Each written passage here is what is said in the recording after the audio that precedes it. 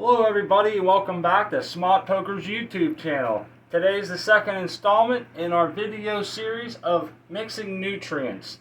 As always, behind the camera is my wonderful wife, Crispy Wannabe. Shout out to her for making this possible and helping me stay focused. Today we are going to move to our early veg, or week 2, so day 7 to 14. As we said before, this is the Cocoa for Cannabis nutrient schedule using General Hydroponics Flora series. You'll notice last week was a little different than this week. The big major differences are the Armor Psi right here, and you see the micro comes up a good bit, and then your grow kind of comes way up there. And pretty much everything else, I guess our Diamond Nectar doubles. But we're going to have a different mixing status this week. And so hopefully you can bear with us, because we don't really know how to edit and we can't pause our videos for a whole hour. So I'm going to explain to you what I've done to get to this point and how and why we're doing so. So as last week, this is tap water straight from the tap. It comes out as last week we tested. It's about a 7.5. And about, a 0.01, 0.02 EC, which is really great water for starting out. We're highly lucky. So, last week didn't call for any silicate additive, but we have it coming in this week at a 0.5 milliliter per gallon. We have our 1 gallon of water here. So what I did before starting the video was I got my tap water. I used our phosphoric acid right here to lower the to lower the pH from 7.5 down to about a 5.2, I think it went to. Then I went ahead, put in our Armor Psi, which is our potassium silicate, and it raises the pH back up to about a 7.5 where we started at. Now the reason that I do this is because potassium silicate is most soluble and can be forced into solution best when it doesn't have a pH that's been roofed. So if I was just to put this in there, it could be a lot harder. I'm not saying it wouldn't work, but I feel like I hedge my bets when I make chemistry my friend. So I'm trying that, and it's always been, well, we've been doing that for a long time. It's always been good to us. So we adjust our water down a little bit, use the potassium silicate to bring it back up. And one thing that's nice to know about the potassium silicate is it's not the most stable product. Once you rehydrate it in water, you only really have about 72 hours, and it will repolymerize back into silicon dioxide, which is essentially sand. I went ahead and showed that this is what we use. This is a shot glass that I use strictly for my Armor Psi, because if you try to use one of these droppers, it will totally plug it up with just a small, short amount of time. You can see here that it leaves, this residue will not come out. It's like, it's unbelievable. Some of it will, but it's etched in there forever. So, good stuff. Potassium silicate, the plant builds it right into the cell walls of its structure. It helps with nutrient uptake. It helps with stress and disease resistant. It helps not create conducive places for mold and spores to take hold. And it's just an all-around wonderful product. And I know it's not an essential nutrient, but I feel like it should be one. I've grown without it, and I'll never grow again without it.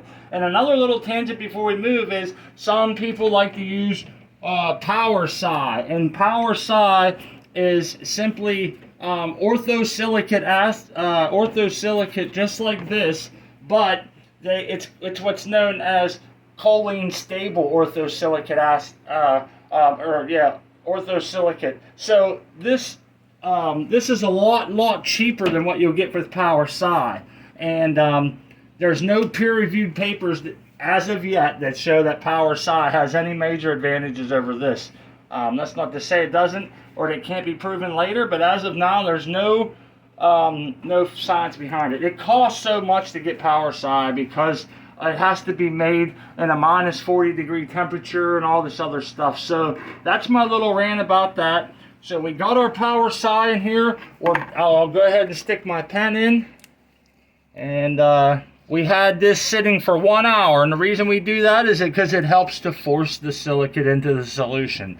So here we are at about a 7.1 pH before starting out, and we'll go ahead and set that to the side. I'll go ahead and buzz through these nutrients real quick. The CalMag is 3 to 5 milligrams, or milliliters, I'm sorry. I like to go ahead and use, I like to use the max.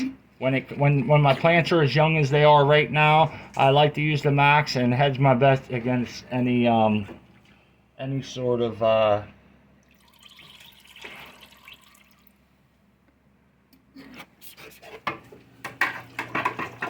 didn't like the way that went at all.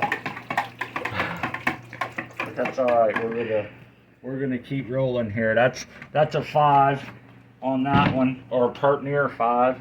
Rolling along to our micro, we're going to be at a 2.25, so we'll try to get that one.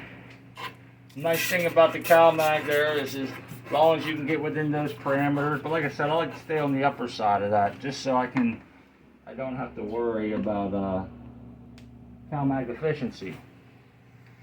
All right, so this one's going to be a 2.25, and I'll try to get that as close as I can looking through these glasses. A little tough.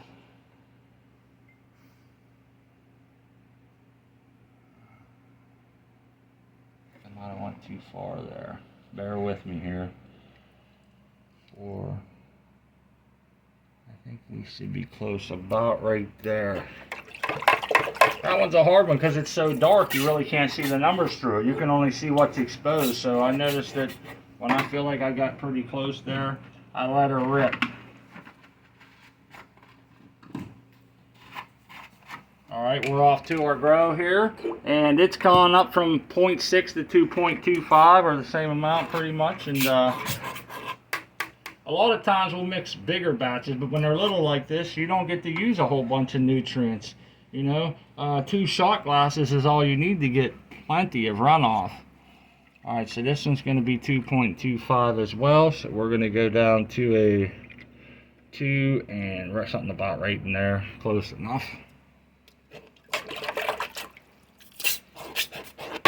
Rinse it out a little bit, head it off to the bloom factory at 0.06. That's just a skosh, you know. It's hard to measure a 0.06, but we'll see. We'll get it as close as we can. Get this cleared out. Draw off a little bit. Spin this around.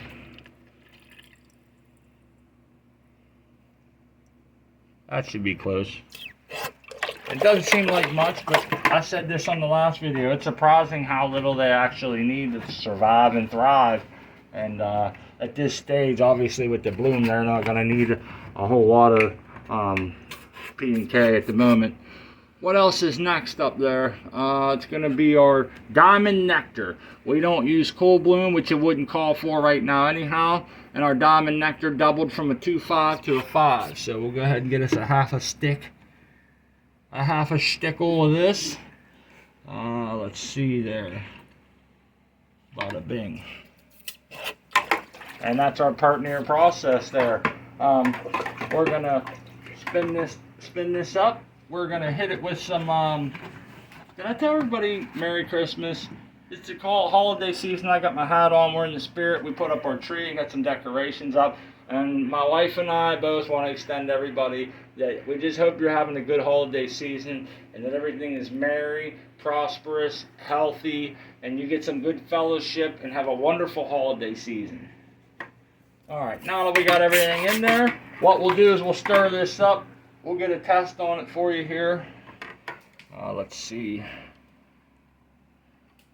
We're at a 0.73 EC, 0.74.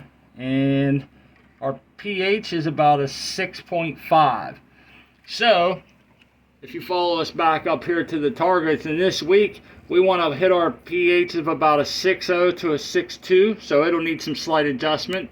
And they're asking for a EC target of 550, or I'm sorry, a ppm target of 550 or EC of 1100. Now, here's something I like to stress to everybody that I deal with, is that I never feed my plants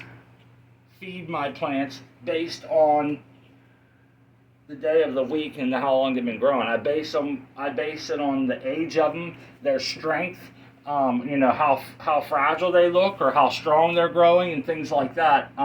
So there's a lot of times where I'll extend that first week, or when I'm in my second week of nutrients, I won't run the high salinity that I might if they were really, really doing well. So it's all about visualization, where you're at with your newts. And again, I feed them based on the size, not on the age of them per day, if that makes any sense.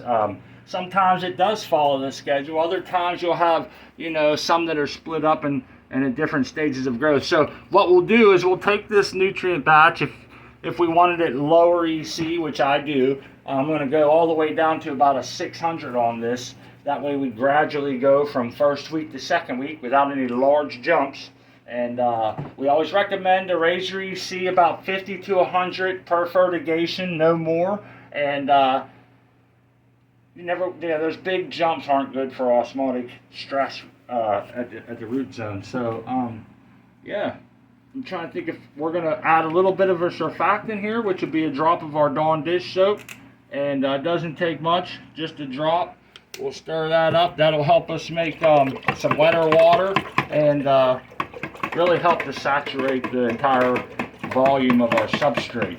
And yeah, this is going to work out great. We'll cut this down with some water to the target that we want, and we'll go ahead and start our second week fertigations on some of our plants. And we appreciate everybody coming. Hope the explanations were well. We appreciate your criticism. You can tell us how we can do better next time. I'm no scientist. I try to explain this stuff the best that I understand it and in a way that I think that I understand it. So if I misspoke or anything, please feel free to come and help enlighten us and help me understand better. And yeah, we really appreciate everything. Thank you everybody for coming. Please like and subscribe. Check out our shows on Wednesdays and Sundays.